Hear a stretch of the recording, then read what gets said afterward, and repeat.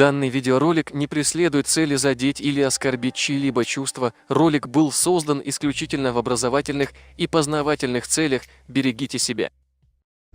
Само название чеченского народа является Нохчи, кто не знает. В корне слова находится слово Нох. А вот в России, в истории российской осталось такое понятие, как были дворяне, были бояре, а еще были престольники. У царского престола были люди, преданные царю, престольники. И вот одни из них была такая фамилия Нагии.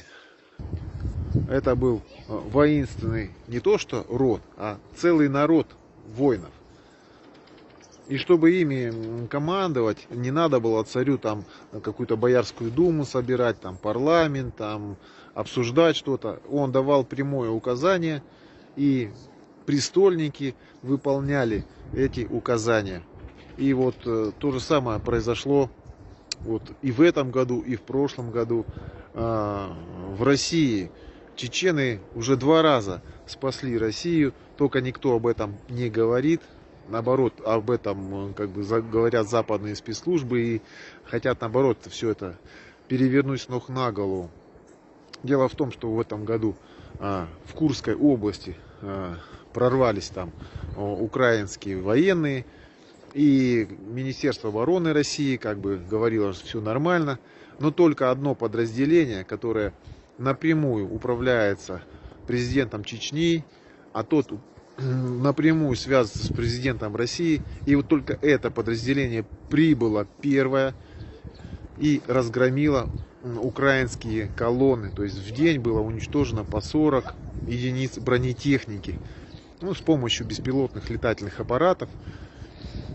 То есть вот Нохчи, чечены, Нохчи, Нох, вот это корень слова, Нагии, престольники. Современные чечены — это престольники у престола русского президента. Они спасли Россию вот в этом году. А в прошлом году, когда был прорыв Вагнера, и Вагнер шел на Москву, никаких воинских подразделений боеспособных не было. Была милиция, Росгвардия, но у них не было тяжелого вооружения. И только, опять же, спецназ Ахмат, чеченские подразделения боевые выдвинулись на встречу этому врагу, построились боевые порядки и договорились. Так что, друзья, история повторяется, история идет издревле. Чеченский народ нам никогда не был врагом, он наоборот, это народ преданный русскому царю, он преданный Богу, он преданный своей службе. Чеченский народ также является телохранителем у многих королей там Востока, у иорданского короля там телохранителей чеченцев, и у других королей тоже чечены являются. Это великий народ воинов, престольники, стоящие у престола Бога и царя.